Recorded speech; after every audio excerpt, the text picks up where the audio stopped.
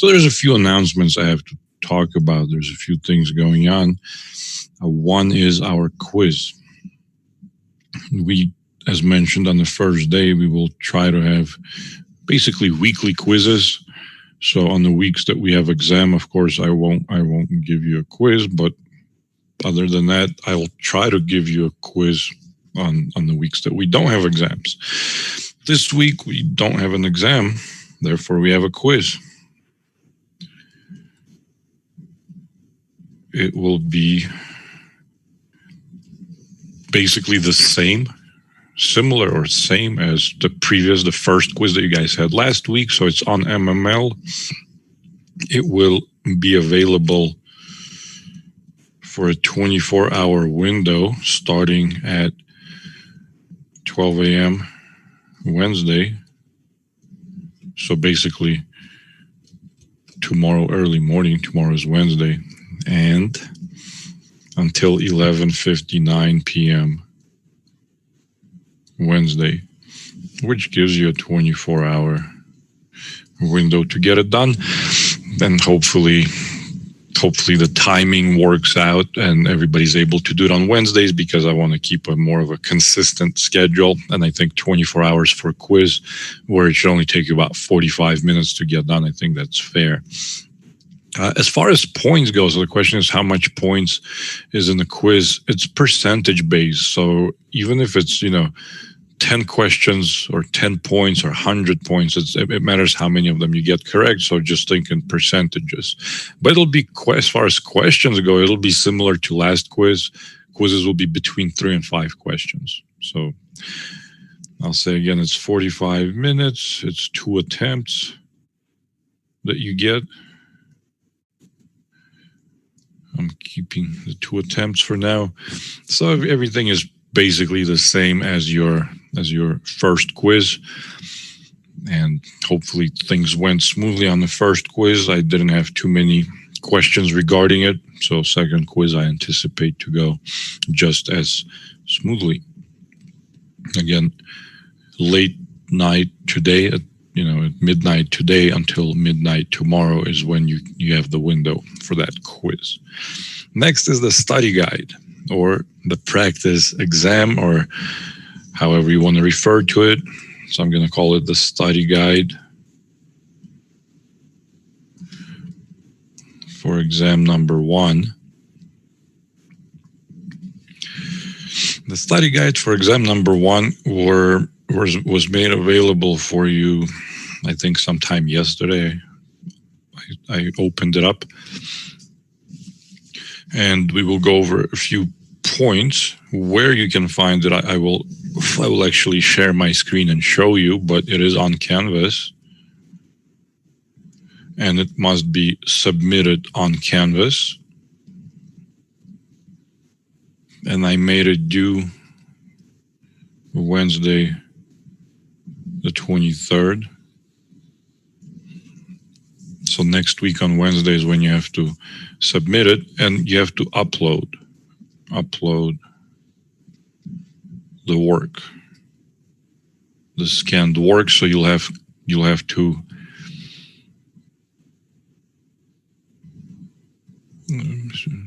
Discord. Anyone visitor should join for homework reminders and stuff. I guess I'm out of the loop. I'm not sure if that's a question. I don't know what a Discord is. So yeah, I guess it's another program of some sort that I guess maybe students use. So maybe you can elaborate. What do you mean by that?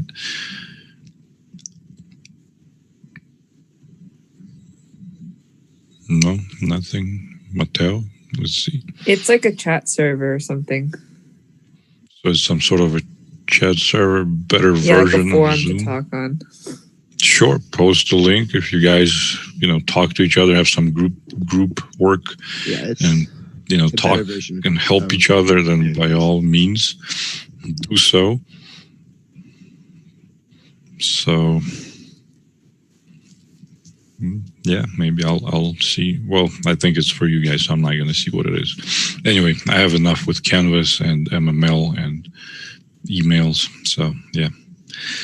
But all right, let's get back to this. So those of you that are pretty text heavy, it'll be fairly straightforward to upload scanned version of your work.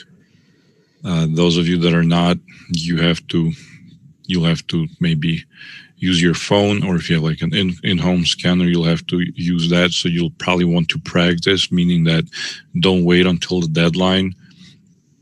Try and do some uploads earlier, or at least get the scans earlier, just to mess around with the application or with your scanner. But yeah, that's going to be due next week on Wednesday, and it will be helpful with your exam. And I'm going to show you where it is, how it looks, and then we'll keep going. So let me share my website. Professor, are you going to grade it? The study guide? Yeah. I will be grading it, yeah. Okay. All right, so we will go to your course. I think I have to exit the student view from this one. If we understand the material on the study guide, do you think that'd be good enough? Do you think that'd be good enough for us to get an A on the exam? It's a good indicator. I can't say that it guarantees an A, but most of what's on the study guide, or I should rephrase it, I should say that whatever is on the exam is a subset of whatever is on the study guide. There could still be problems that were not on the study guide that could still make it to your exam, but it's a pretty good, pretty good argument that if you understand every question in the study guide, that you're probably ready for the exam and you should be able to get an A. I mean, nothing guarantees it, but it's a good gauge.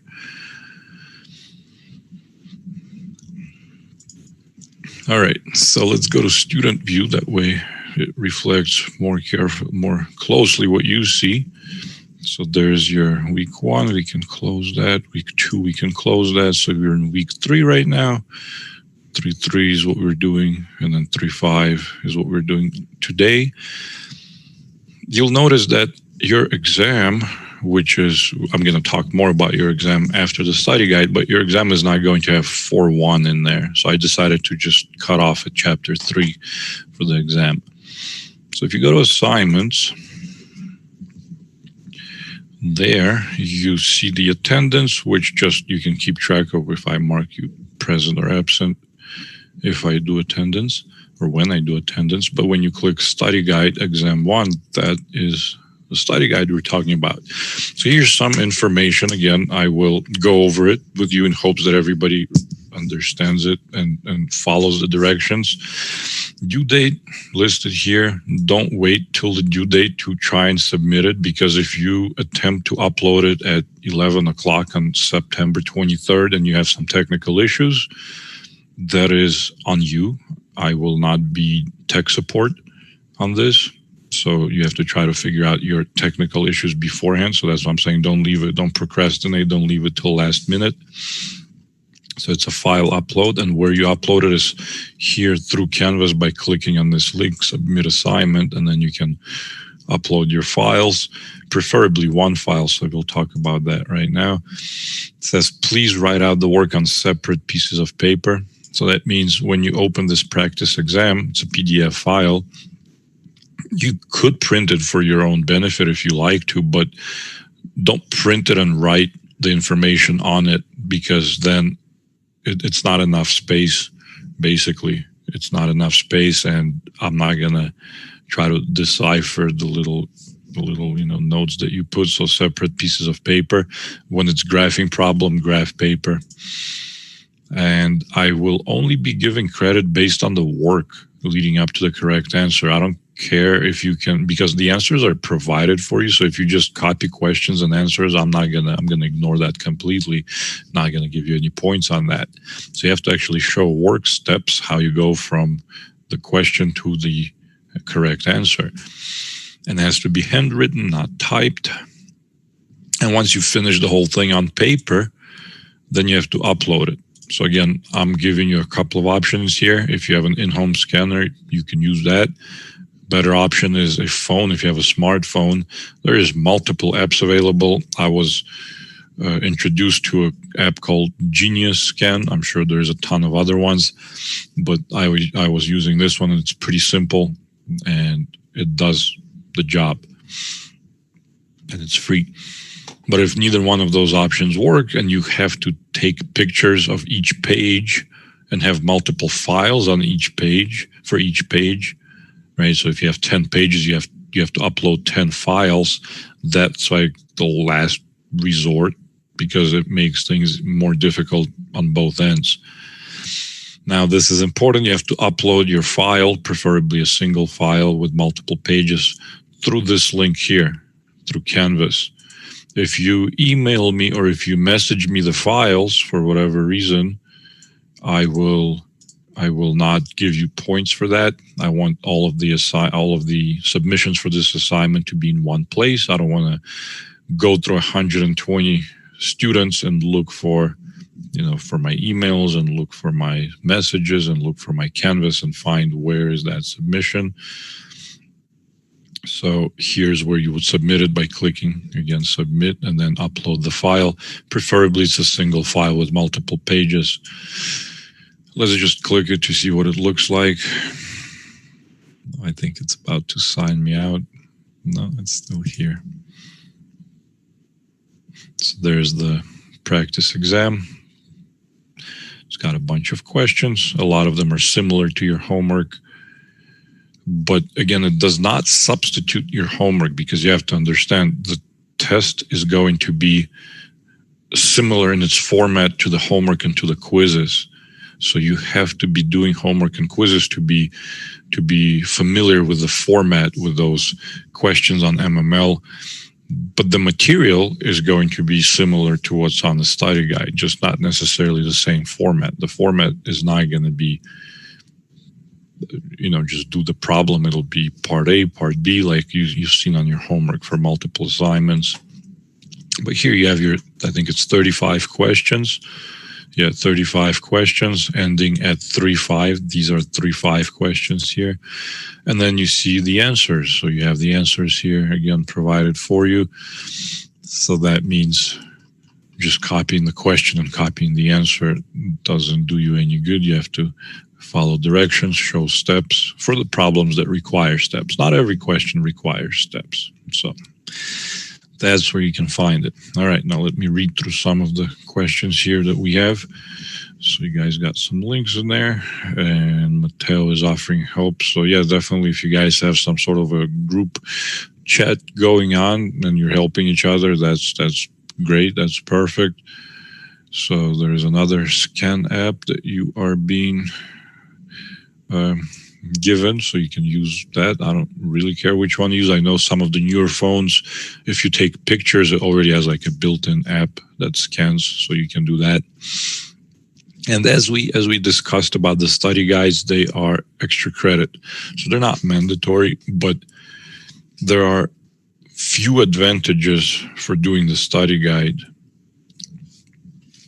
One of them is you will know how to upload the file.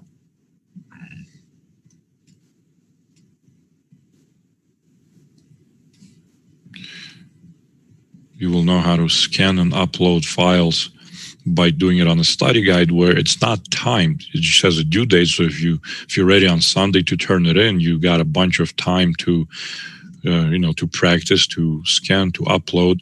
Whereas if you don't do the study guide and for the first time you try to upload is on your exam, and you run into some issues, it is timed, and then you kind of are out of luck if you didn't upload whatever needed to be uploaded before the time runs out. So that's one part. Another part is, of course, it'll help you with the exam, similar material that's going to be on the exam will help with the exam. And as we discussed, it is extra credit.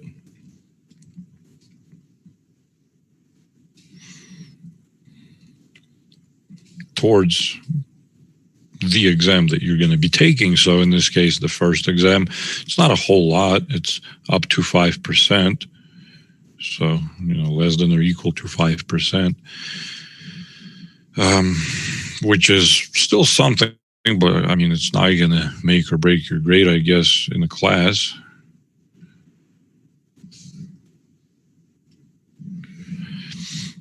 And yeah, hopefully people do it. I think it's going to help you for a few of these reasons. Now, as far as the actual exam goes, we definitely want to discuss some of that. And quizzes, we're going to try and stabilize them and be more consistent, and hopefully it'll just kind of stay in this format for the semester. For quizzes, exams are going to change a bit from time to time because I'm trying to work out little pieces of problems that might arise one step at a time. So for quizzes, you guys are exposed to exam and quiz format on MML, similar to your homework, time limits, and then you'll see similar stuff on your exam. And also for the study guide, you're exposed to uploading the files, and you'll see something like that on your exam. So pieces by pieces, then when you get to the actual exams and the final, hopefully you'll be able to get all of that done without any hiccups, without any issues. So our first exam, what is that?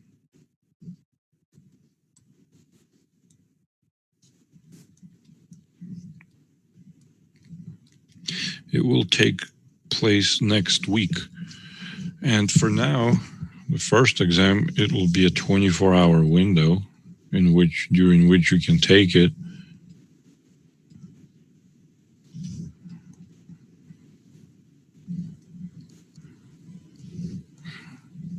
So Wednesday the 23rd, 12 a.m.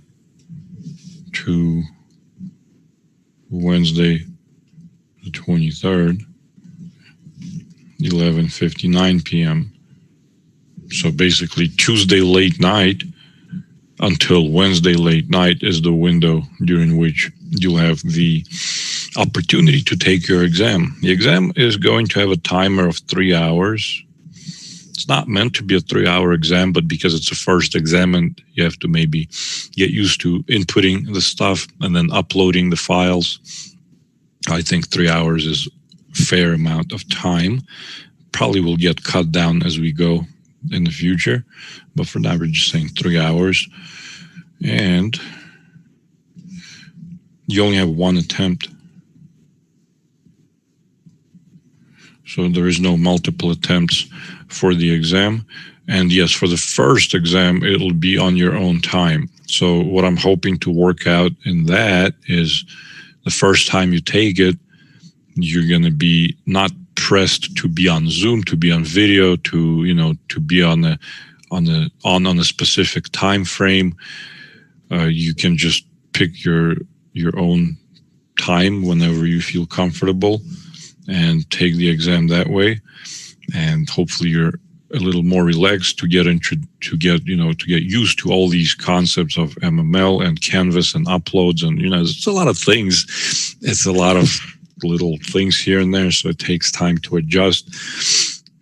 So the first exam is on your own time, and it's on the 24-hour window. Next week on Wednesday is that 24-hour window, and once you start it, you do get 3 hours to get it done, and there's only one attempt, so you're not going to spend 6 hours on it by doing it once and then redoing it. It's only one attempt, so 3 hours.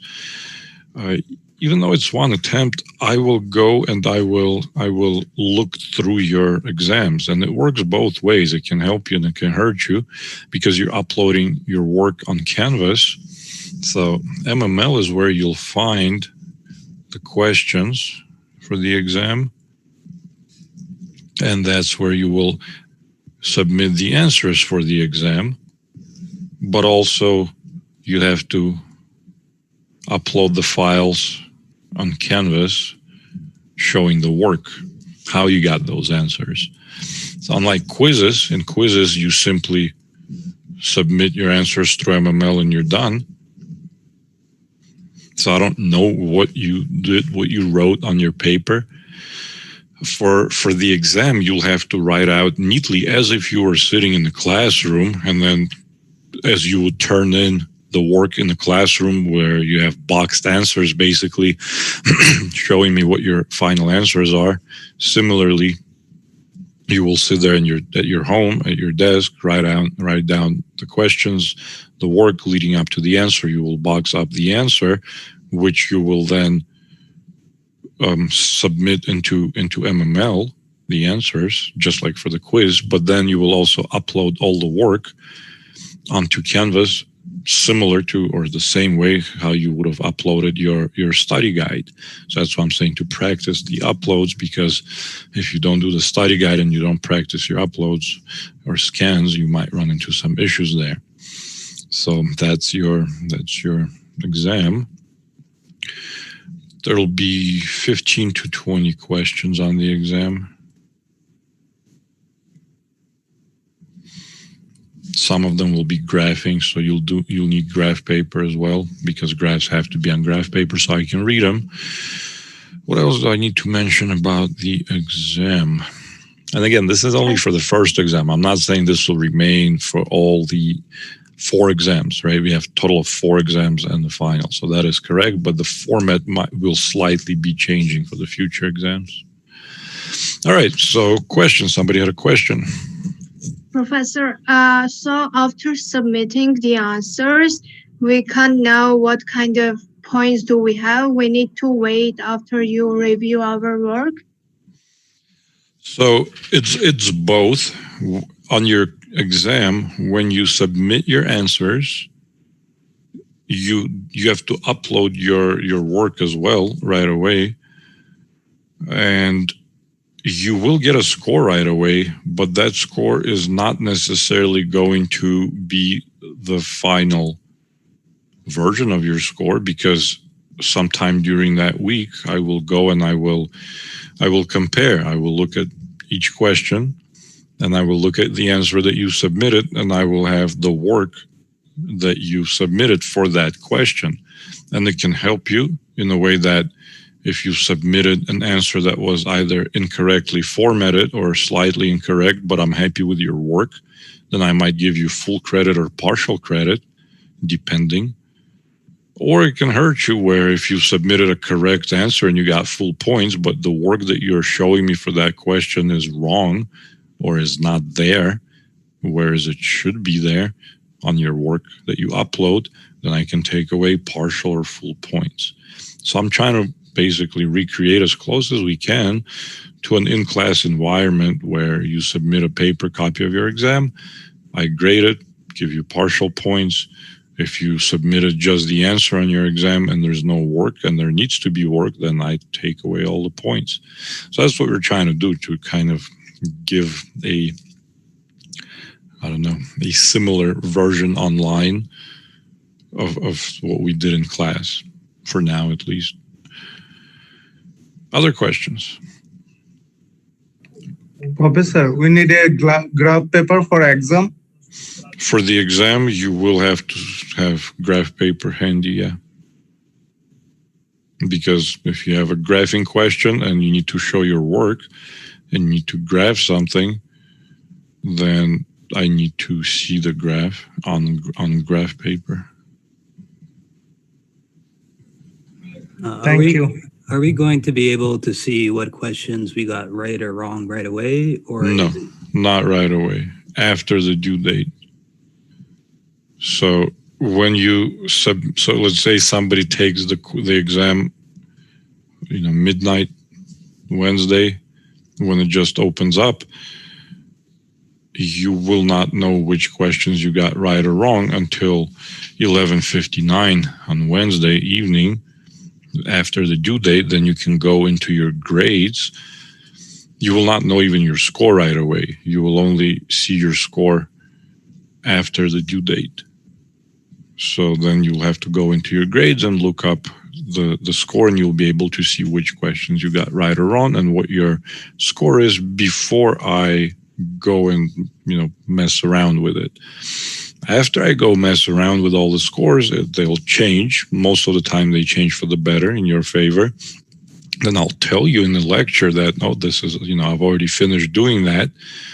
So then you can go back, and you should then go back and check your scores and see if there are still any questions that you feel you were, wronged on, basically, that you think is correct, or you think it deserves partial points or full points, whereas you didn't get any.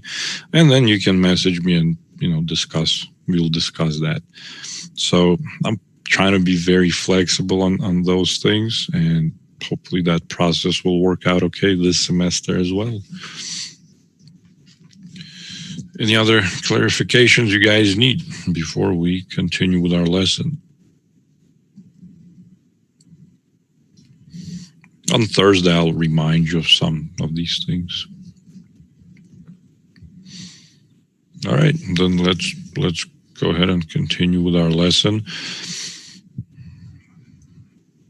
I will be using graphing software here, as we are doing some graphs, and because it's better. And it seems like if I don't keep the files too large, then you can still access them, and you can still zoom in, and you can see the material pretty clearly.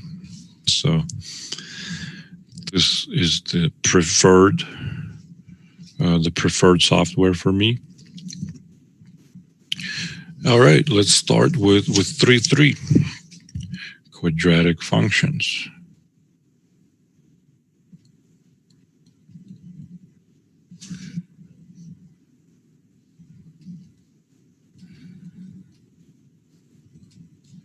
Quadratic functions. Let me see what there's a question in the chat. The study guide in MML with practice test and quiz. There is a study guide in MML. I don't think there are any. Professor, there's a section in there that I think it says a study guide where there's a practice test section in there, and even like I think practice quiz. Oh, like extra material? No. So the ones that are extra stuff, if you choose to do it, I don't give points for that. No. Okay. No. So you can still do them just for extra practice. That's perfectly fine. But I just want to make sure that we don't need to turn into the professor. Okay. Thank you. Yeah. No problem. All right. Quadratic functions. Last time we defined linear functions, and we saw that linear function is f of x equals mx plus b. Talked about that the graphs of linear functions are lines, and talked about some properties. Here we're doing a similar approach onto quadratic functions. So we will first define what a quadratic function is, and we have a few different forms for quadratic functions. So we'll call the first one the general form.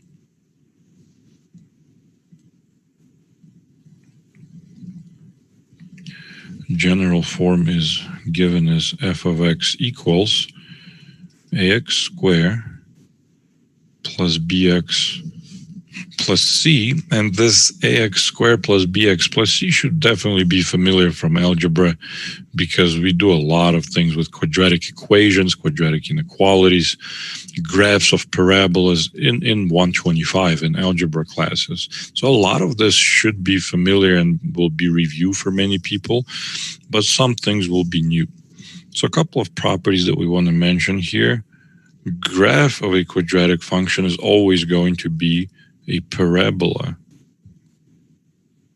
So graph is a parabola, and if we have this coefficient a, this guy here, the coefficient of x squared is a, if it is greater than 0, then we say that the parabola opens up, or now we can use slightly different language that means the same thing, it's concave up.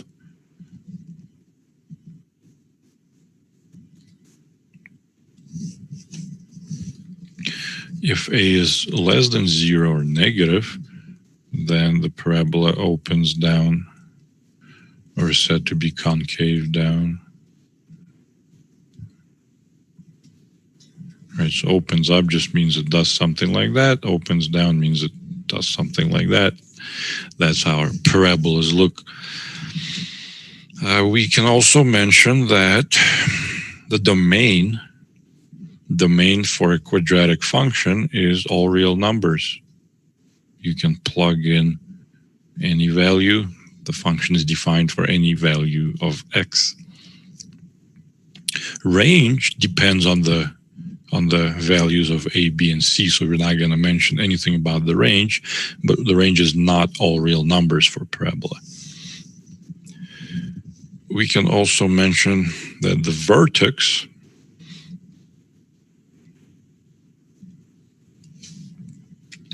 vertex is going to be absolute minimum or absolute maximum. So it's the absolute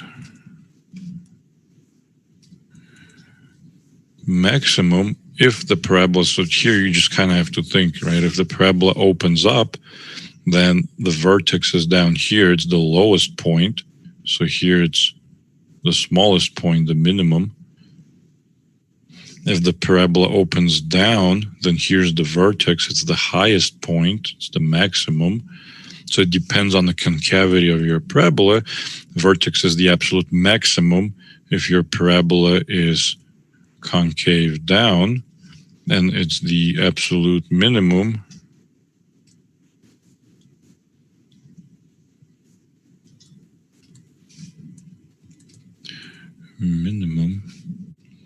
if the parabola is concave up.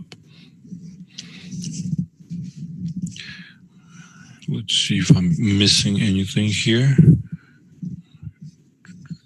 Yeah, I think that's good. So the general form is not the easiest form to graph from, because there's a couple of approaches, but they'll require a couple of steps to be able to graph it, to figure out the vertex. So we will actually start with a different form, which is referred to as the standard form.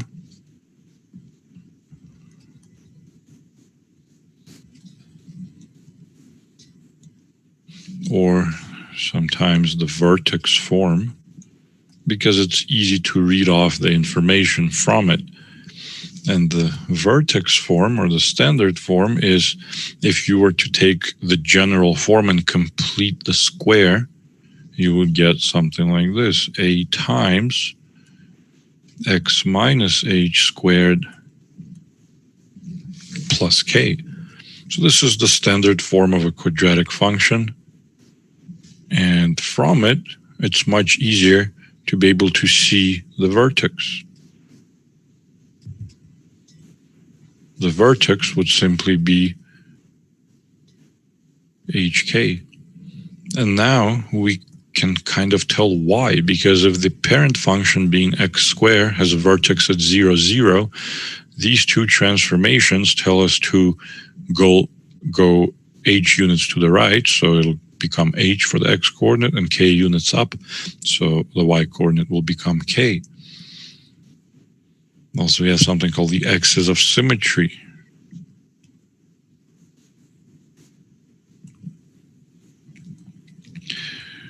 Or for the short, AOS. Parabolas are symmetric about a line, a vertical line. Vertical lines have equation x equals. And it's a vertical line that goes through the vertex. So it's going to have the equation x equals h. So that's the axis of symmetry. Again, it's a vertical line.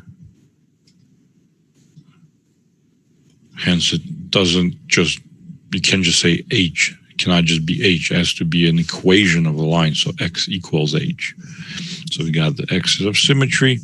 Similar to earlier, a. If a is positive, that tells us we're concave up. If a is negative, tells us we're concave down.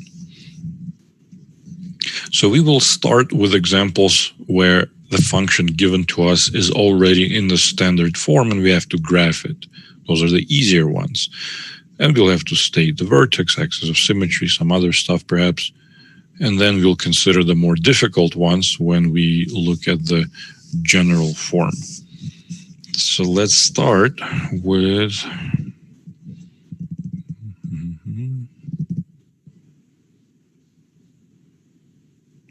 say 25.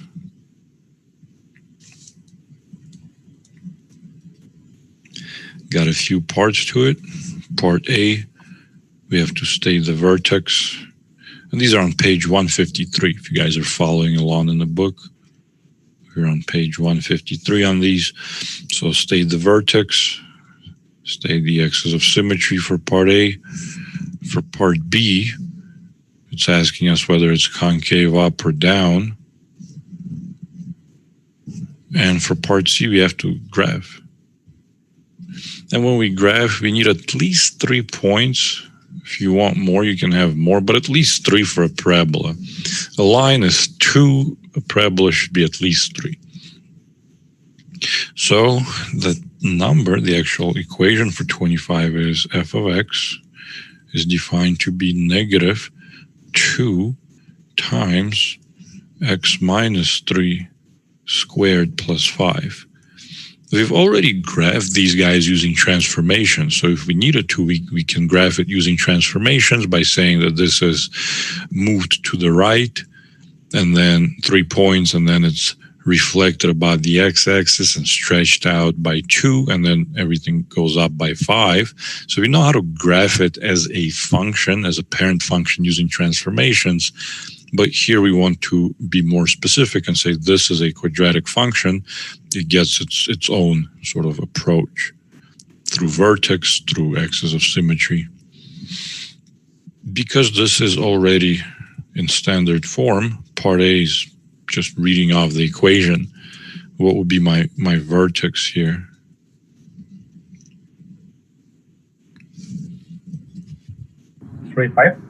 Negative 3, 5. So for the x, we would take the opposite, so it'd be positive 3, right? And then positive 5 for y.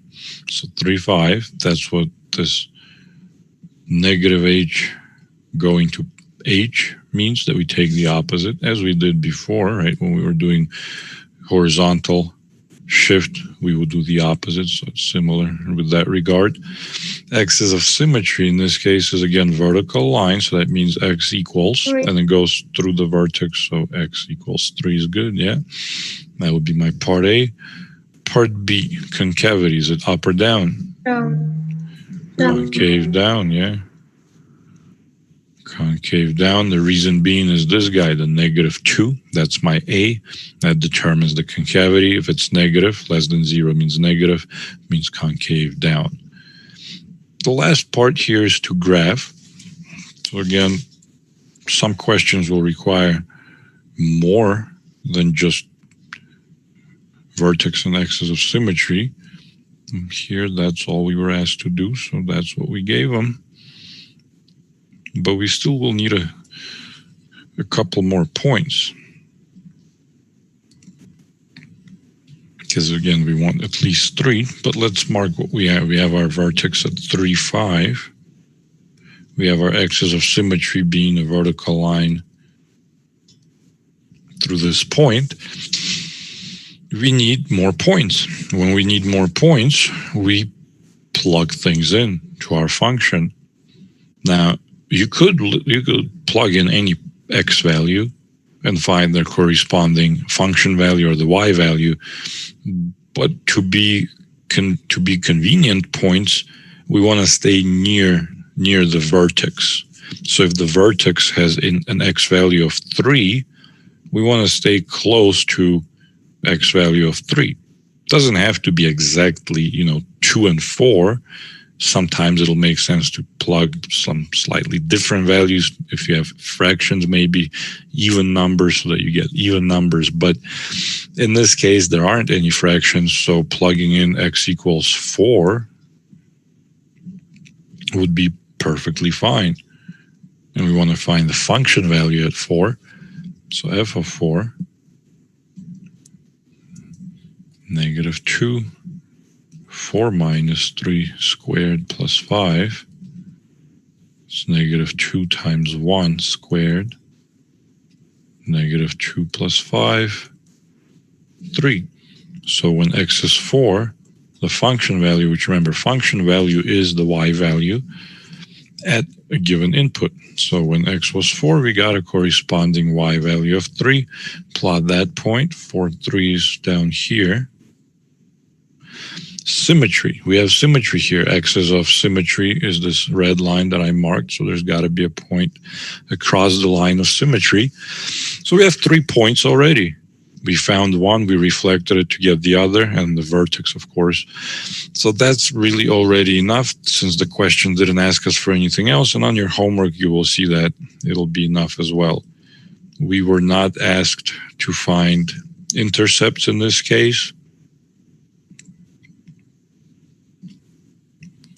So that will be the sketch of my graph. As we expected, it's concave down and everything seems to check out. So this would be the graph. Nothing overly difficult here. If you want to, you can always plug in more points to get a better graph, but I'm pretty sure for your homework, for your quizzes, once you have the vertex plotted and then you just plot one more point, it'll already define the parabola and graph it for you. All right, so that was number 25. Now let's pick something similar and have you guys try it on your own. I think 28 is good. Throw a fraction in the mix.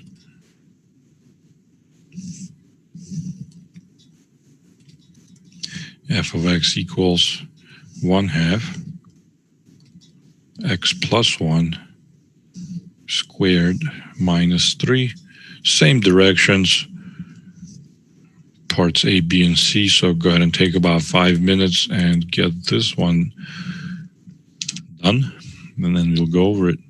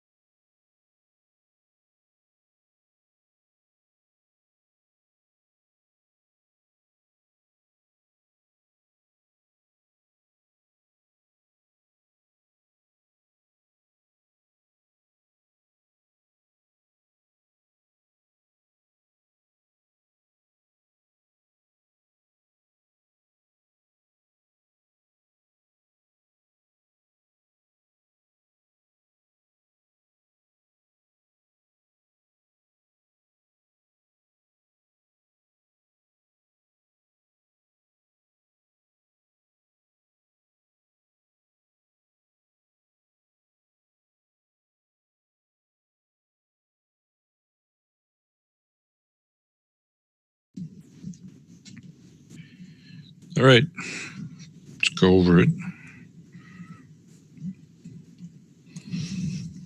Part A was asking us for the vertex and the axis of symmetry.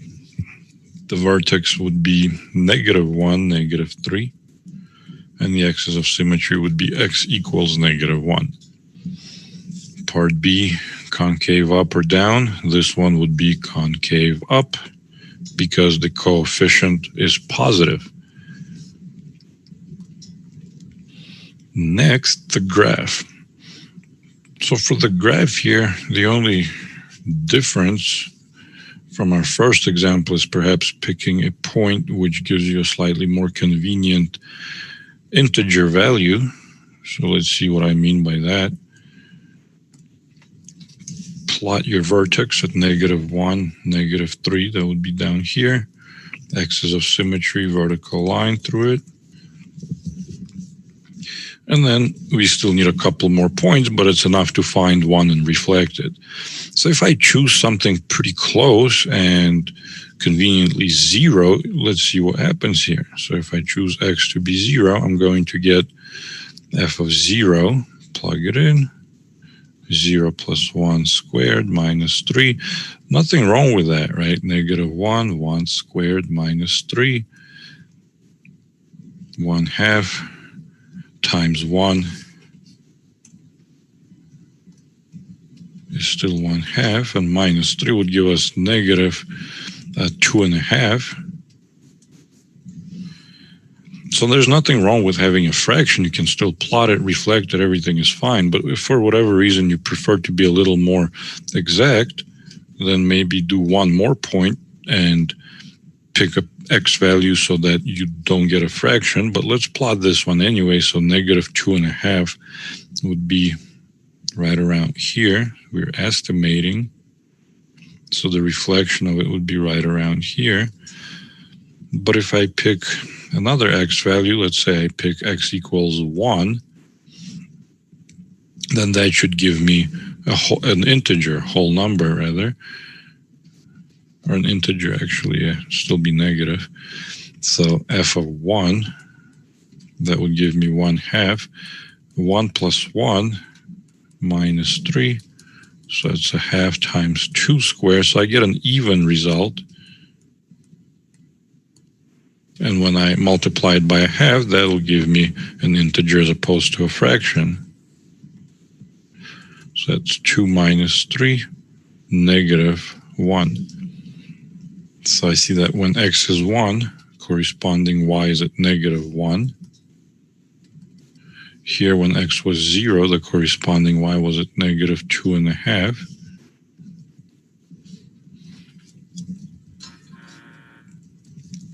So let's plot 1, -1. That's over here. We can also reflect it. That's giving us a point here. And now we have 5 points, which is pretty good approximation of our parabola. Again, since I'm doing it by hand, it's not necessarily coming out very symmetric, but in theory, it should be symmetric. Course, like that. All right, so there it is. There's our parabola. Now we have to consider what happens if we don't have this nice form, if we don't have this nice standard form that we can simply read off and figure out the vertex. What happens if you're only given the general form? So I'll do an example, and I'll do it a couple of different ways just to show you different approaches that you'll have, and one of them will be the preferred approach, especially for the more challenging problems. But I'll do a not very challenging problem so that it doesn't take up too much time. 36 here, same directions. Actually, no, here the directions are a little bit different. But we'll do it with same directions just to see what's going on. So we have f of x equals x squared minus 6x minus 1. So we're still going to find the vertex, axis of symmetry, and then graph it. Now, we can't read off the vertex right away. There is no vertex form here. So we have to pick one of the two following approaches. The first approach, which will be the more difficult of the two, is to do the process of completing the square. And that is something that you do in order to go from general to standard form. If you guys remember conic sections from algebra, and when we get to conic sections here in pre-calc, that is still something we're going to have to do. So it's good to kind of see it now, remind us. So general to standard form, the process is called completing square. And without going into too much details, completing the square is a process where you create a perfect square trinomial which factors into a perfect square.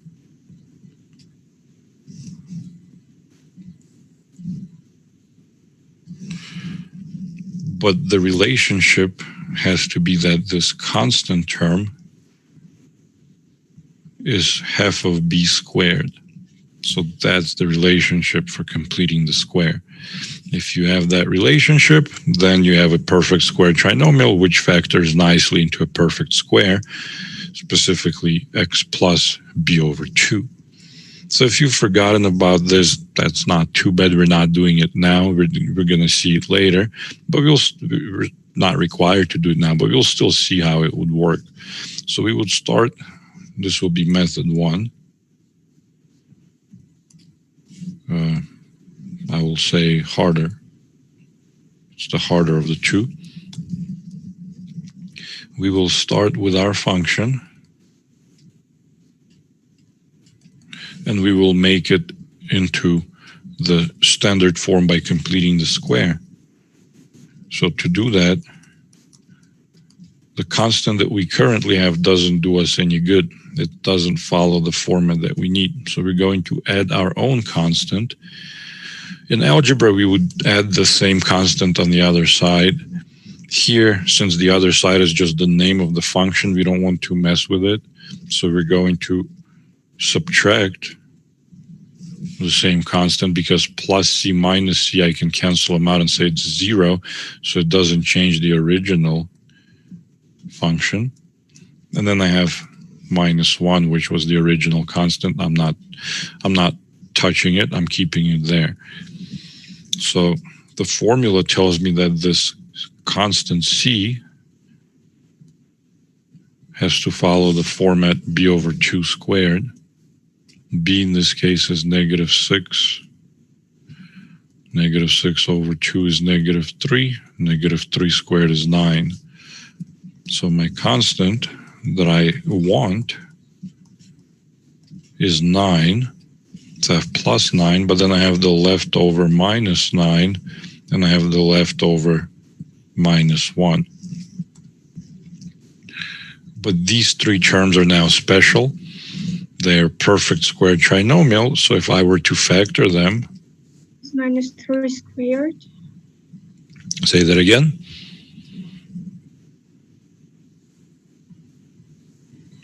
I missed what was said. X -3 squared. Oh, yeah. Yeah, so what it factors to is exactly x minus 3 squared, and then these two guys are like terms, minus 10. And this we recognize as now being the standard form, and from it we can say, oh, look, we know what the vertex is, and so forth, right? So the vertex here would be 3, -10. But it took us some time. It took us a few steps, and it would be even more challenging if there was a coefficient in front of x squared, as we would have to factor it out, and we might have fractions. So this process can get tedious and time-consuming. Instead, we prefer the other approach. The other approach, I'm going to give you a formula for it first, and then we'll do this example using that formula. So the other approach tells us if f of x is in its general form, ax squared plus bx plus c, then we can derive, and we do in algebra by just completing the square on this general form without numbers but with a, b, and c, we can derive a formula for the vertex. I will use h for the, so I'm still going to say vertex is hk. I'm going to use the same values, but you see there is no h or k in the general form. So we're going to say h comes from negative b over 2a, and k comes from the function evaluated at that negative b over 2a. And again, these formulas can be derived, and I'm sure if you open up your algebra books, you'll find their derivation. It doesn't take too long, but we're not going to go into the derivation of this. So now let's just see how this would work for our example. Same exact example, same number 30, which one were we doing? 36, there it is. So same number 36. F of x equals x squared minus 6x plus 1. It was minus 1. But using this method number 2, the easier method, I would argue, both are correct, and sometimes one method is required if we get to conic sections.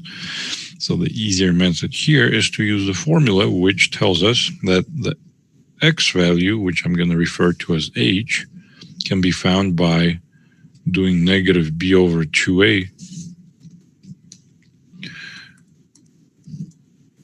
My b is negative 6. My a is 1. Negative times negative, so this is positive. 6 over 2 is 3. So I already have the x coordinate for my vertex. The y coordinate, which we are calling k, is the function evaluated at this newly found x coordinate at 3. So now we evaluate our function x squared minus 6x minus 1 at 3. This is 9 minus 18 minus 1. This is negative 9 minus 1, negative 10. So we have the x coordinate, we have the y coordinate. The vertex, therefore, is 3, negative 10, which is the same thing that we got here, but faster and easier, right? It was more of arithmetic as opposed to algebra, as long as you remember your formula. And once you have the vertex, then other things kind of follow suit. X's of symmetry, vertical line, x equals 3. Based on the coefficient, I know that this is concave up because x squared has a positive 1 coefficient next to it. And then if I need to graph it, I can also graph it, but I'm not going to graph this one. You would just plot another point. Instead, we will do one more example, but that example will have more steps to it, and I will have you guys try it on your own first, and then we'll go over it. So let's see what I like on these.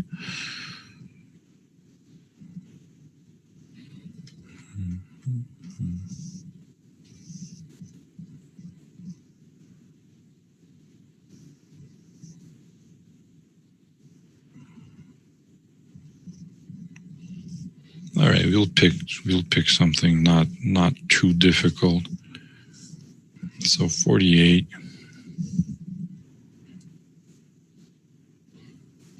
But there's a bunch of parts, so let me list what you have to do for 48. And if you have your book, you can look it up in the book, same page 153.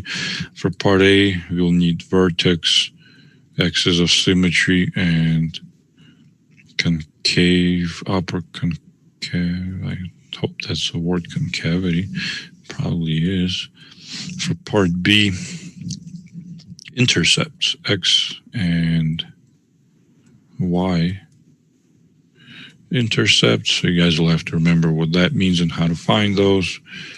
Part C, we are going to graph. And A and B will already give us the points that we need to graph. For part D, we're also going to find domain and range.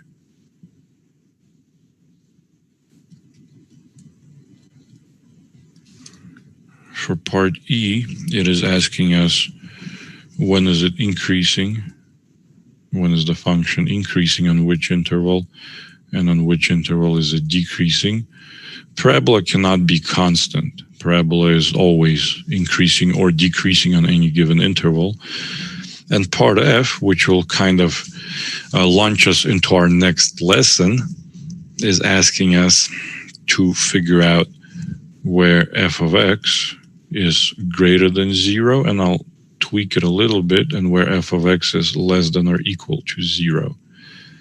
These two are basically quadratic inequalities, because f of x is going to be quadratic function. But if we, instead of saying equals 0, we put less than or greater than or equal to, then we're now having a look at a quadratic inequality, which is exactly what our next lesson will be on. So that'll be a good step there.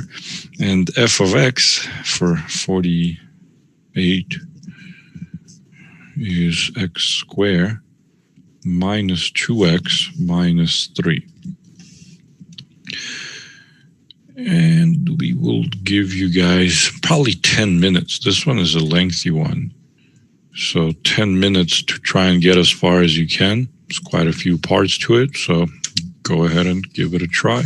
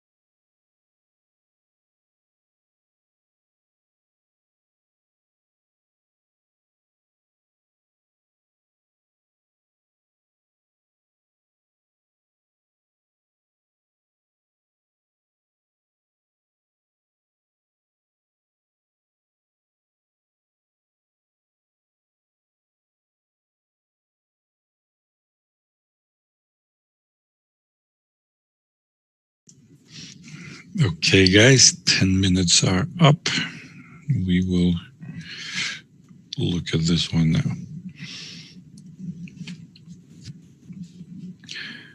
So it is in general form, and instead of switching it to a vertex form, we will use the formula to find the vertex instead. So the h, or the x value for that vertex, which I'm denoting as h, is found by negative b over 2a, negative b, where b is negative 2, over 2 times a, where a is 1, is giving us positive 2 over 2, or 1.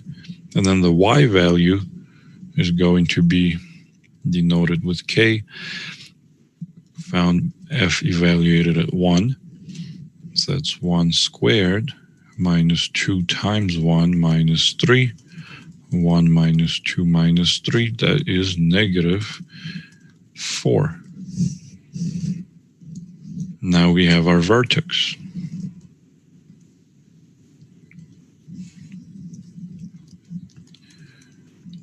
Vertex at 1, negative 4. From here we can also state the x's of symmetry. X equals 1. And we can also state our concavity, because the coefficient for x squared is positive. Then all we gotta do is say it's concave up.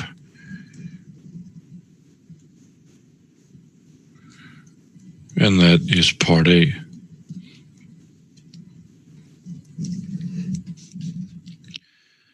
Now we have to do some algebra. Part B is for intercepts. So part B, let's find the easier intercept first. The easier intercept is always going to be the y-intercept for any function, because in order to find the y-intercept, all we're doing is we're letting x equal to 0 and finding the corresponding y value. So all we got to do is find f evaluated at 0. There's my function f. Plug in 0. 0 squared is 0. Negative 2 times 0 is 0. So f of 0 equals negative 3. Again, this is function notation. If you need to state the intercept as ordered pair, then you would say x coordinate is 0, y coordinate is negative 3. This is my y-intercept. X-intercept is a little more work. To find the x-intercept, we need to recall. So let's write it. X-intercept, we would let y equal to 0, but y here is f of x. So we would let our function equal to 0, giving us x squared minus 2x minus 3 equals 0. This equation to solve. Quadratic equation, if it factors, use factorization. It's usually quicker. If it doesn't, use the quadratic formula. Most of them, I think, will factor for your homework. This one factors. X plus 1 multiplied by x minus 3. Yeah, so plus 1 and minus 3, and then set each factor equal to 0, and you get two solutions. One is x equals negative 1, where the other is x equals positive 3. But remember, these are two distinct ordered pairs. So we will write them as ordered pairs. One of them, these are my x-intercepts now. One occurs at negative 1, 0, and the other at 3, 0, right? That's what we just found, two x-intercepts. So now we have the vertex, we have a y-intercept, we have two x-intercepts. So we already have a good amount of points to try and graph this thing. So let's do that here. This will be part C, the graphing.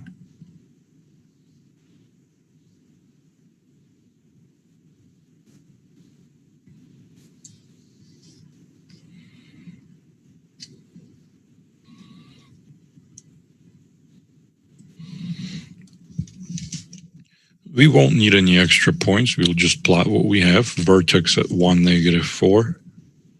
We'll put our axis of symmetry through that. Y-intercept is at 0, -3. Reflect it to get another point. X-intercept -1, 0. But we see if we reflect this guy, it gives us the other x-intercept at 3, 0. So now we have 5 points, which is plenty for a parabola. So we will connect them.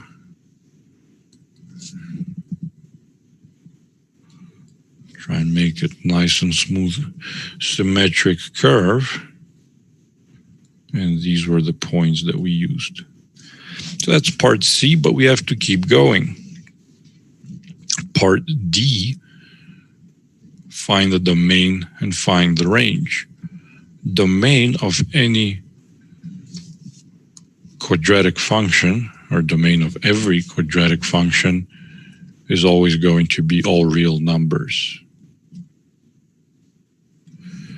The range, however, depends on the values that we run into. And from the graph, it's easy to see, or easier to see, that the lowest point here is the vertex. There's no function values below the vertex. The vertex occurs at x equals 1, y equals -4. Range deals with y values. So -4 is the smallest y value. And it is included because it's my vertex, so there is a point there, and it goes up to positive infinity. That's my part D. Part E is asking us about increasing and decreasing. Now, if we remember the definitions, increasing means the function values are going up on a specific interval. And we see that if we go to the right of the vertex at this region, then my function values are always going up, and it'll keep continuing in that pattern. But when we solve and when we state these answers for increasing or decreasing, we solve for x. The interval is in terms of x.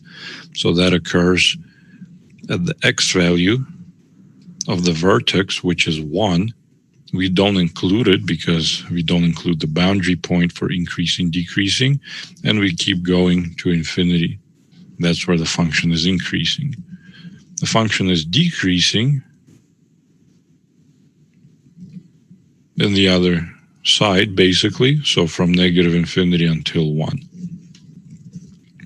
So that's the increasing, decreasing part. The last part is what we'll kind of start our next lesson with. So here we definitely want to pay attention. Part F is asking us two things. One is f of x is greater than 0. Now, if I simply gave you an equation, f of x being, don't want purple here, so f of x greater than 0, I know what f of x is. I had my equation here. It was x squared minus 2x minus 3 is greater than 0. So if we have to solve something like that, we will need actually to learn some steps, or recall those steps from algebra. But if we already have the graph in front of us, that's all we need to be able to solve an inequality. Because remember, all this is asking, forget that this is, algebra version of it. All this is asking is, if I have my function f, when are my function values, or when are my y values above the x-axis? Greater than 0 means positive, right? So f of x greater than 0 just means when are my y values positive?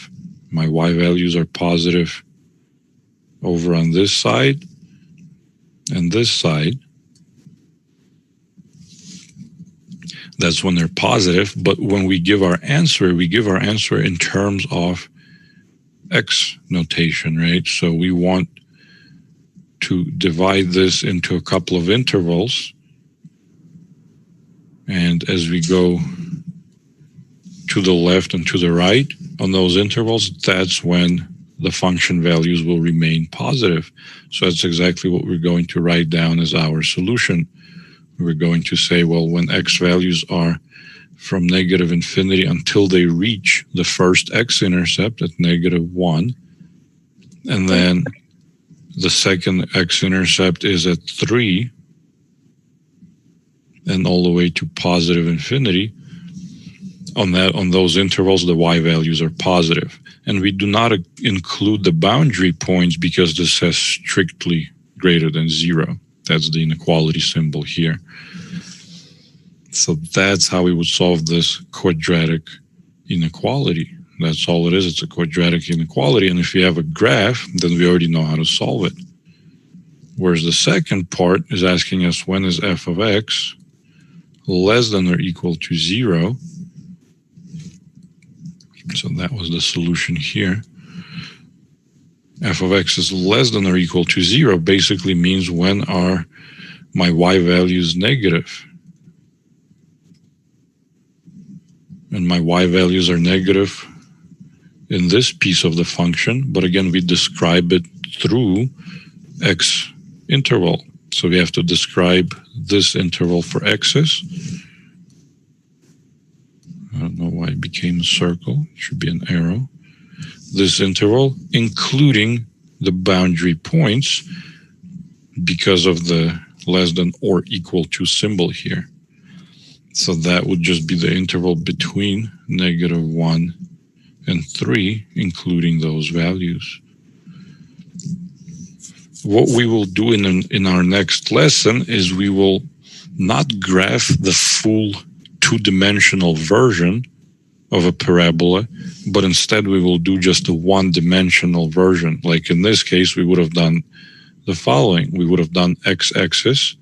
We would have found those two x-intercepts, which were at -1 and at +3. We would have said, these are my x-intercepts, which divide my x-axis into 3 parts. And then, either by using concavity of the parabola and knowing that it's concave up, and if it's concave up and it goes through these 2 points, the only way it can do so is by doing something like that. We're not even putting a y-axis on here, so we're not saying how low it goes. That doesn't matter. It just goes through these 2 points. So the only way it can do it is like that. There's no other way, because if I put my parabola in any other place, like if I put it, I don't even know how to draw it. If I put it here or something, then there's got to be another x-intercept, and it doesn't go through this point. And a parabola cannot do something like this. That wouldn't be a parabola anymore.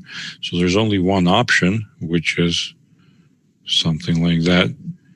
And we will then know that it's positive over on this interval and over on this interval, and it's negative over on this interval. So then, based on what the inequality is asking us to find, we would choose the appropriate interval. So that will be soon. That will be our next lesson.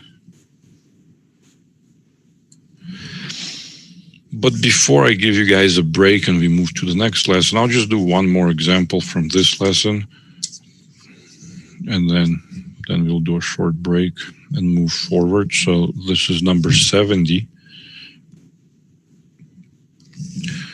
Directions here are to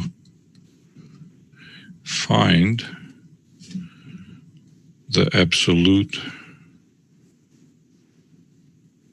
maximum or minimum, and you have to state which one it's going to be. And the equation that we have is f of x equals -2x squared plus 8x plus 3.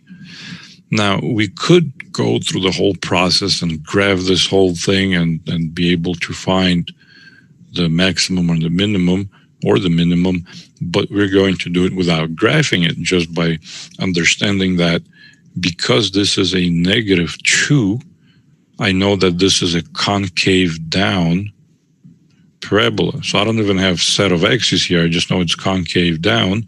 Therefore, my vertex of the parabola, would that be a maximum or a minimum? Maximum. Yeah, that would have to be my absolute maximum. It's the highest point on the function, the highest function value.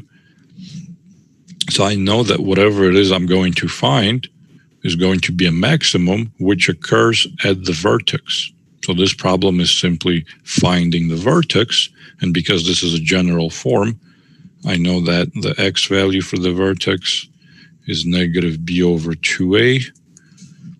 So plug in my b, which is 8, plug in my a, which is negative 2. This is positive then, 8 over 4. And find the corresponding function value at 2. So find f of 2. That's going to be negative 2 times 2 squared plus 8 times 2 plus 3. So it's negative 2 times 4 plus 16 plus 3. Negative 8 plus 16 plus 3, which gives us, oh, keep saying one thing, writing another, plus 3, which gives us negative 8 plus 16 is 8, 8 plus 3 is 11. So this is where my maximum occurs.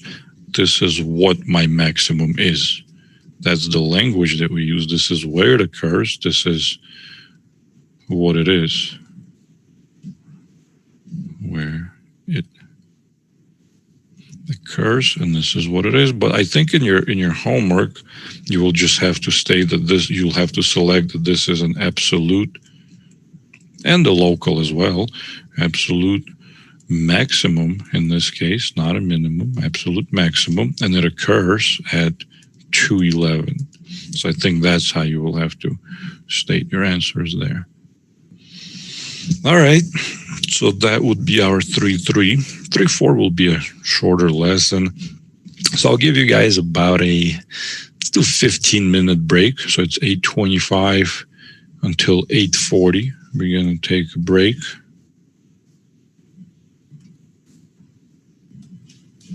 And then we will finish up with our plan and do the next lesson. Professor, can I ask a question? Sure. When we got 11 on this one, why didn't we use the c is equal to b over 2 squared? C is equal, because we weren't completing the square. We were using a formula from earlier, right? So if I have a general form, I can either complete the square and get the standard form, or I can use a formula here by finding my x value of the vertex and then plugging it into the function, finding the y value of the vertex. That's what we used. The other method is longer. It would take me much more time to switch over to standard form. Okay.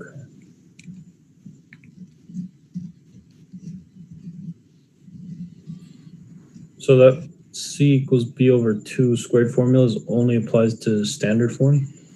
It applies to when you're switching from the general form to the standard form by completing the square. Okay, got it. Thank you. Mm-hmm.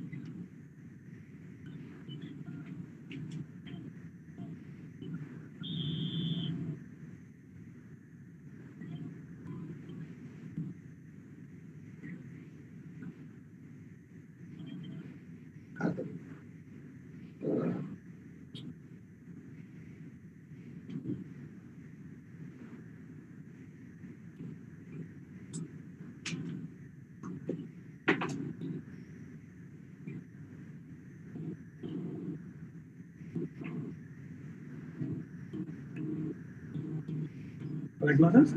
Yeah, we have a break. ¿O te puedes meter tú al DMV en la computadora? Yeah, pero ahora se tiene que hacer cuenta.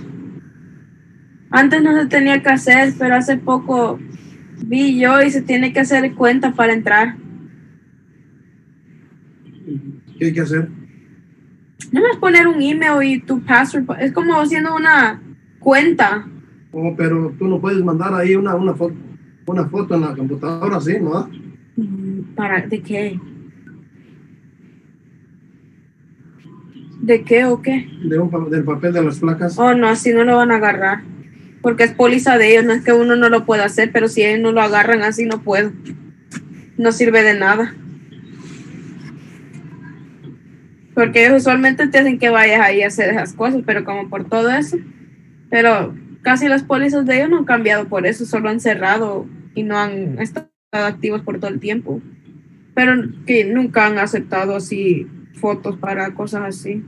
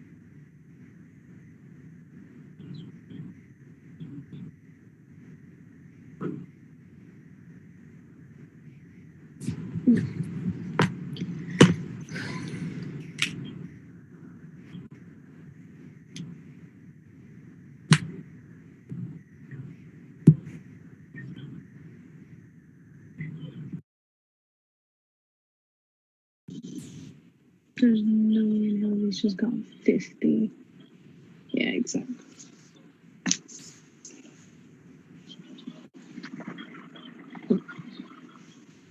Oh, I'm tired. I'm tired.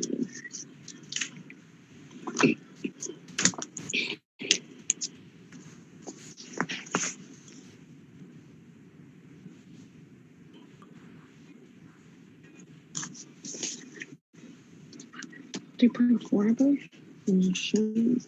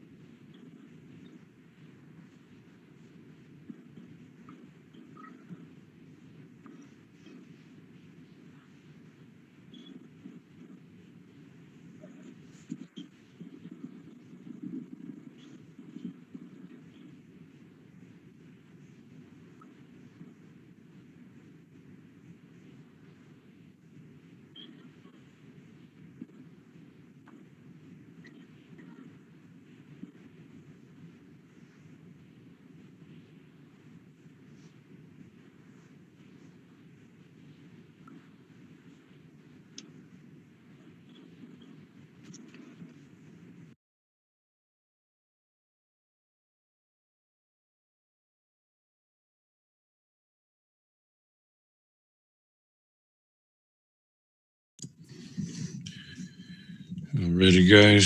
So it's 8:40. Let's finish up the day.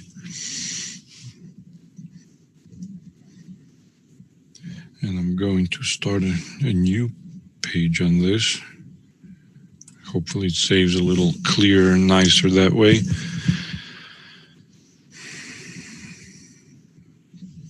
So our last lesson for today is going to be 3.5, which is quadratic inequalities.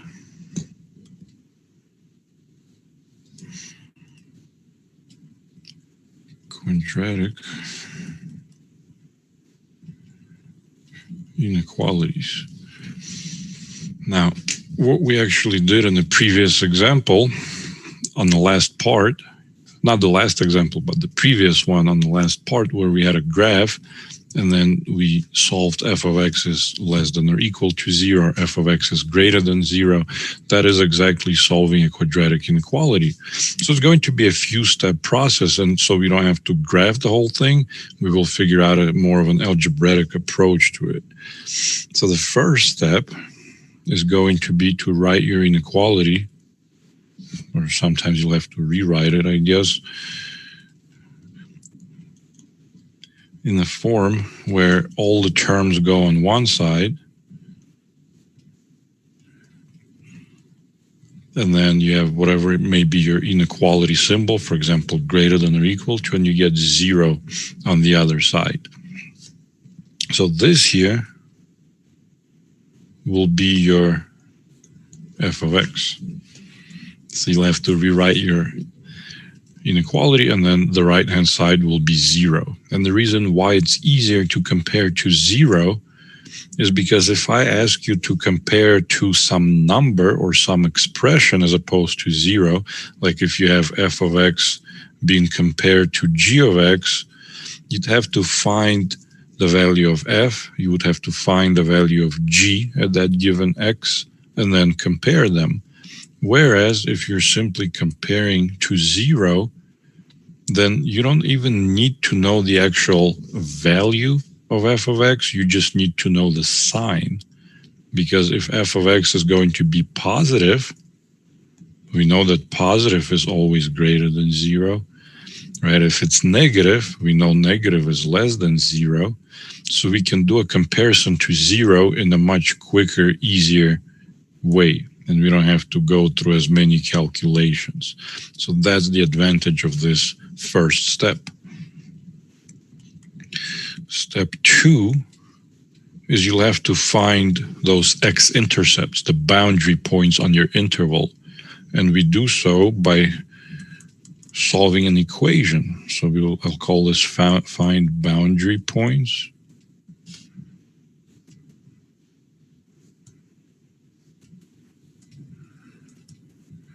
By solving f of x equals 0. So if we solve an equation, this gives us usually 2 x values. You could have a case where it's 1 x value or no x values. That is possible, but usually it's going to be 2.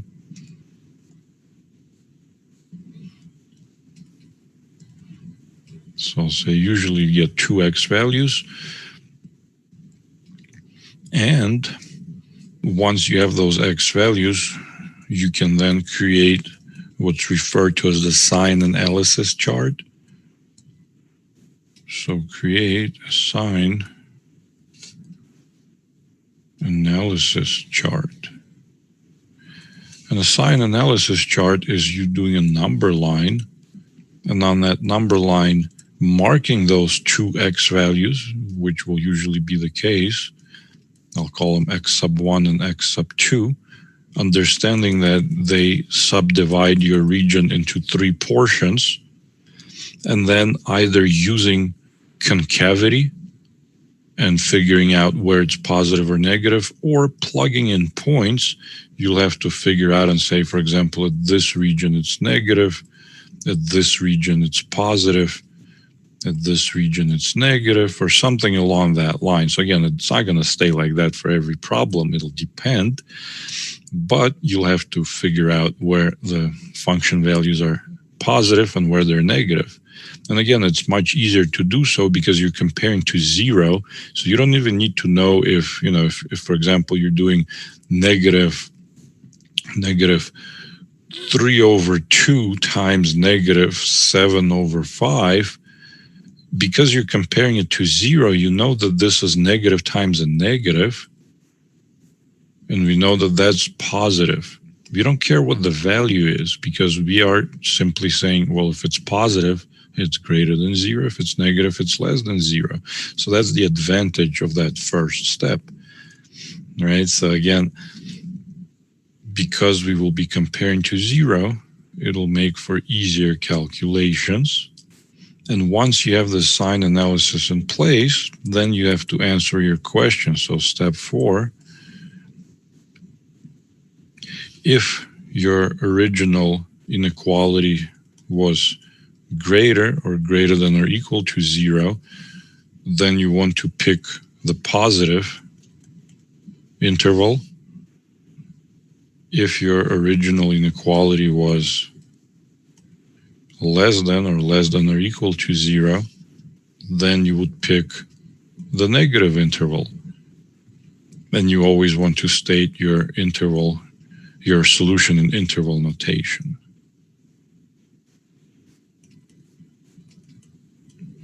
So if we do these 4 steps, then we can solve these quadratic inequalities. But again, let's just consider first the graphing approach to understand the logic behind it. So I'll just make one up here. Let's call it number 1. Let's say we have to solve f of x is, let's do greater than or equal to 0. And all we have is the graph of a function f of x. I'm just going to do a rough sketch and mark some points on there. So let's say I have point here and the point here. So -4, 0 and 2, 0. And then my graph does something like this. This is the graph of f of x. So based on this information, I can already solve this inequality because I see that what I'll create algebraically, the sign analysis chart, the one-dimensional version of this is simply going to look like so. I'm going to have 0 somewhere here for reference purposes. I'm going to have a point at -4. And I'm going to have a point at 2. And I see from the graph that my function behaves in the following way, that it's negative in this region to the left of -4. It is positive in this region because, again, there's 3 regions.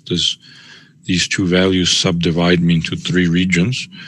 And then it goes back to negative to the right of 2. Now, which region am I interested in based on the inequality symbol, the positive or the negative? Positive. The positive, and the equal to sign on top of that tells me that the boundary points should be included.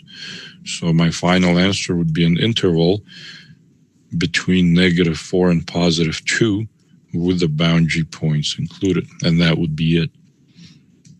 So the only thing is, instead of being given a graph, we have to get to this sign analysis, we have to get to it algebraically. So we'll do a couple of examples and that should be it. These are on page 167, and we'll start with 14. Number 14, we have x squared plus 7x is less than -12. So here we don't have any graphs, we just have the equation, the inequality rather. So the first step was to get 0. To get 0, I have to add 12 on both sides. So x squared plus 7x plus 12 less than 0. Now step 1 is done. I have to solve an equation. So I don't solve this as an algebraic inequality. I have to solve an equation to find those boundary points. So the next step is I have to solve x squared plus 7x plus 12 equals 0. I still keep track of what my inequality symbol is. I'll need it later. But first, I need to get my boundaries. This factors. Again, for the easier questions, it'll factor. For the more difficult ones, you'll have to use quadratic formula. This factors as x plus 3, x plus 4, giving me two solutions, as is the usual case. Not every case, but the usual case. X equals -3, x equals -4. Now I can have my sign analysis. So it's a one-dimensional. For reference purposes, I'll put 0 somewhere over here, and I'll say that -3 is, let's say, here, -4 is here. Again, it's not even done on scale, but that's fine. I mean, if you can't do it at scale, it's always better that way, but it's scratch work, so it's not even too necessary. So this divides my region into 3 parts. I have to figure out what happens at each of those parts. There's 2 ways of doing that. And we'll do it both ways in this case. So to figure out this first region, I'm going to plug in x value in that region. So anything to the left of -4, for example, -10. And I'm going to plug it in to the factored version of my equation. So my function, f of x, I have it in unfactored form here, x squared plus 7x plus 12, and I have it in the factored form down below. So I'll use the factored form because it's going to be quicker. You'll see why. X is -10 that I'm plugging in. I know that -10 plus 3 is -7. I know that -10 plus 4 is -6. But I don't care that it's -7. I just care that it's negative. I have 2 negative factors. The product of 2 negatives is always a positive. So this region where -10 resides, all of my function values will have to be positive. Then between -4 and -3, we can now think, how does this parabola behave? Well, if it's positive here and it's a parabola, then it has to do something like that. It doesn't have any other options. It cannot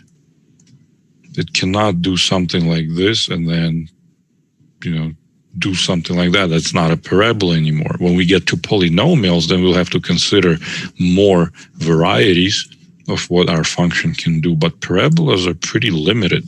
So if this is positive and I have 2 x-intercepts, that's the only way it could have happened. If I only had 1 x-intercept, which is a rare case, so if I only had this guy and this guy wasn't even there, then I'd know my parabola has a vertex there and it stays positive. That would be the only possible behavior. So you could just kind of think about what can happen, or you could just keep plugging in points. Right? So I already know that this is going to be negative, and I already see that this is going to be positive, which is actually something I knew right away. If we think about the concavity, this is positive x squared, so I knew it's a concave up parabola. The only way you can have a concave up parabola that crosses at -4 and -3 is if the vertex is somewhere below the x-axis. It cannot be up here, then it wouldn't cross. So the only way that can happen is that the vertex is somewhere below and in between those 2 points. So I knew it's positive, negative, positive. But again, plugging in points is perfectly fine. And we will have to do it for some cases. So if I wanted to plug in a point in between -4 and -3, I could plug in -3.5, for example. Again, I would use the factored version, -3.5 plus 3, -3.5 plus 4. Here I know -3.5 plus 3 would remain negative. This would be positive. And product of negative and positive is always a negative factor, which confirms our logic here. So again, however you get to it, you have to have the sign for each of the intervals, but the final answer, you still have to go back and say, well, what did I have? What was my inequality? My inequality stated f of x less than 0. F of x less than 0 tells me I'm interested in just the negative region. And because my sign here was negative, I mean my sign here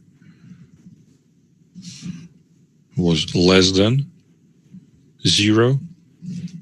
Before I went on to an equal sign to find the boundaries, my sign was less than 0. So that's what I'm looking at here. And that tells me less than 0 is negative. So I'm interested in the negative region, and I'm excluding the boundary points as there is no less than or equal to. It's strictly less than. So my final answer here is just the interval between -4 and -3, and these are not included. So again, this is an interval. This is in no way an ordered pair. This is just an interval where my function is negative. So that's how these quadratic inequalities will look. We will do one more. What would happen if the equation didn't factor? Because I know sometimes you're saying most of the time it'll factor. What about? Yeah, let's look at that case. So there could be a couple of cases, right? If it doesn't factor, you should use the quadratic formula. And if you use the quadratic formula, it could be that you get imaginary values. So if you get imaginary values, let's think about that, right? Let's say you solved your polynomial, f of x equals 0, and you got 2 imaginary roots. That means there is no x-intercepts.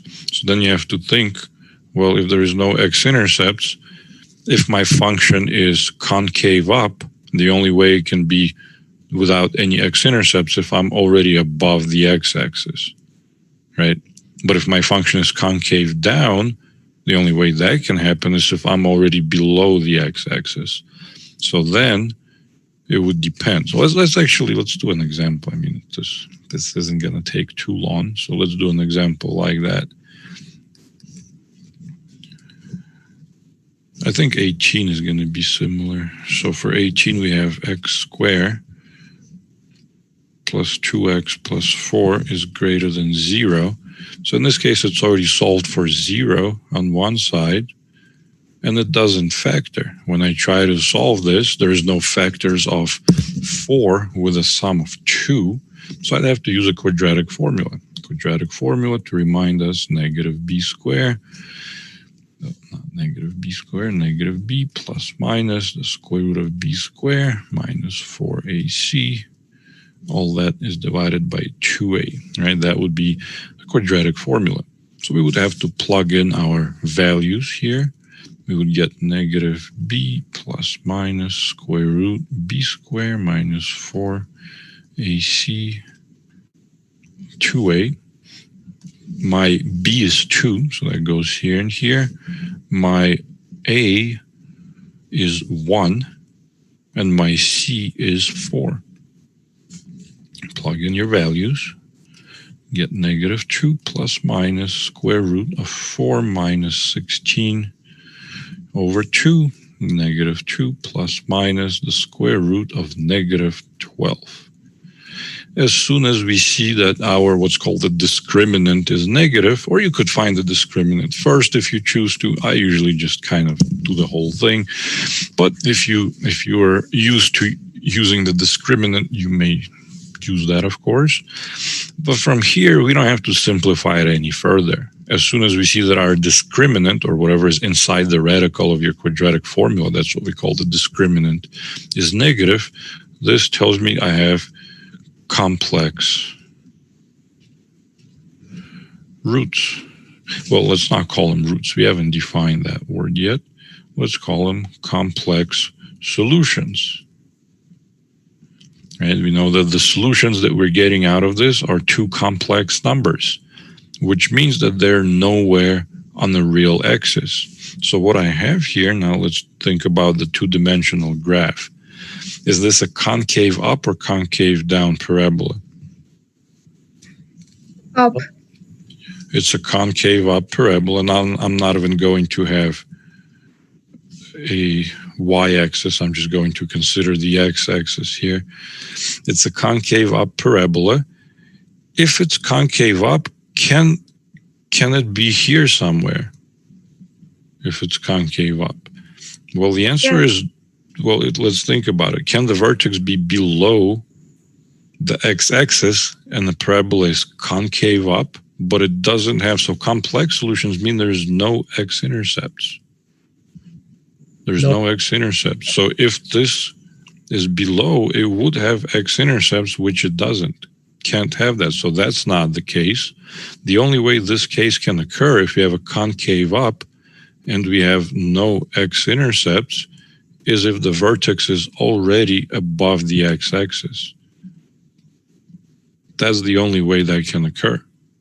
Because we don't have any x-intercepts, that means our parabola is already above the x-axis and it will never go below it. So it's always greater than 0.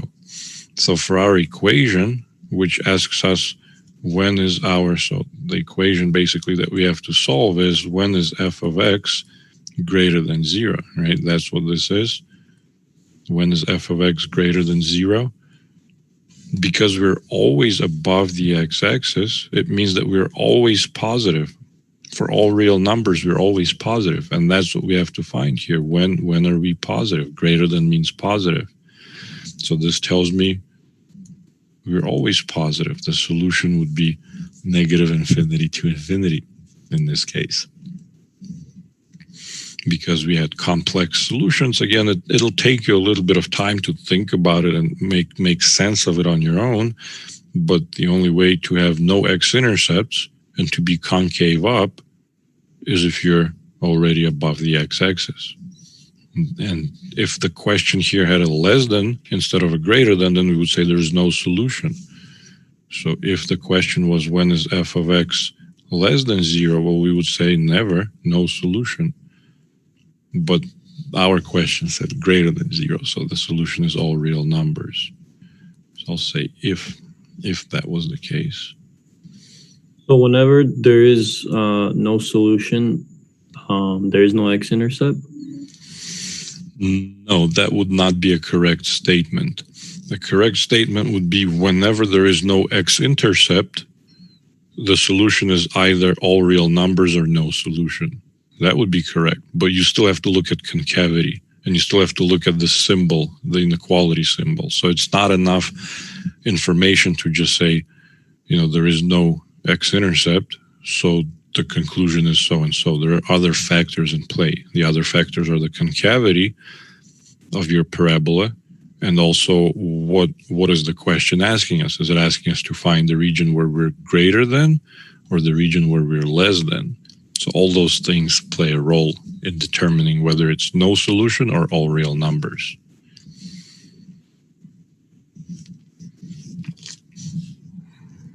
Let's see if we have something else here. It looks like they don't have any examples that would give you that would involve a use of a square of the quadratic formula and give you real solutions. Doesn't seem like it. All these seem to be factorable.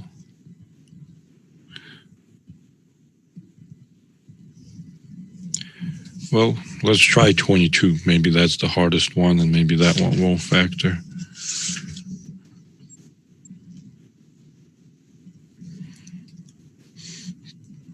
So again, when you get those cases where there are no real solutions, you have to think about other stuff. So maybe let me put a note of that. If no real solutions, that implies that there is no X-intercepts, which tells us that you will have either no solution or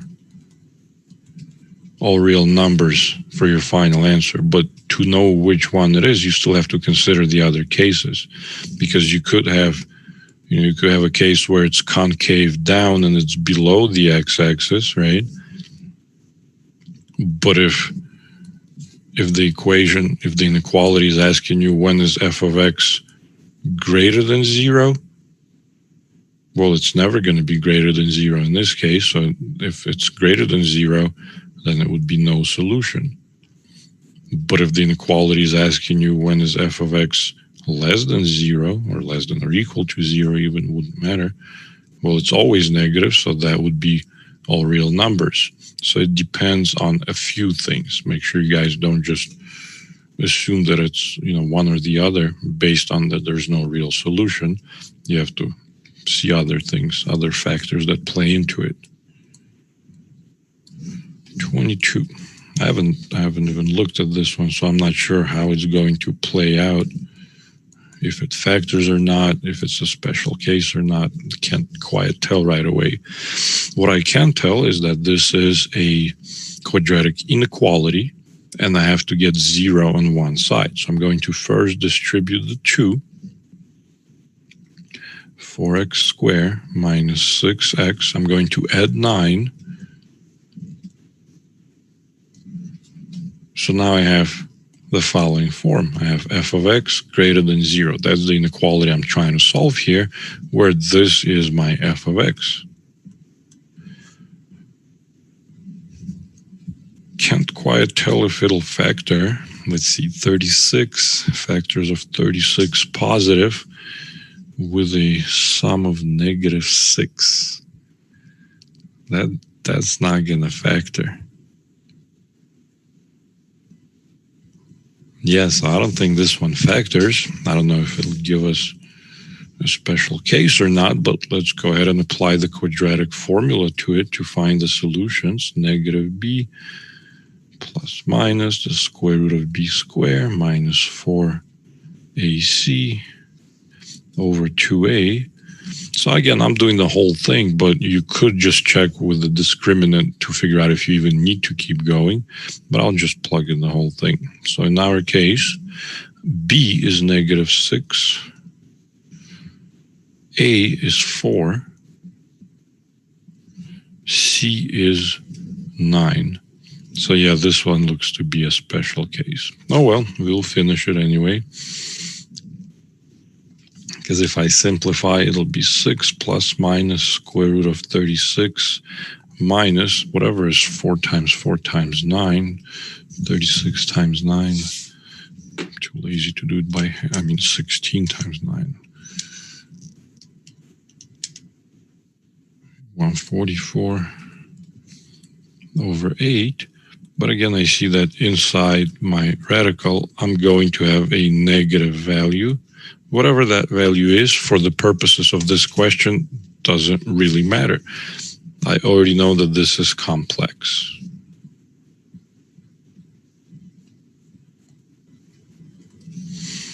But let me give you guys a couple of minutes to figure out what the actual answer should be. Should it be no solution, or should it be all real numbers? And make sure you understand why you're going to choose one or the other. So take a minute or so and try to make sense of which one is going.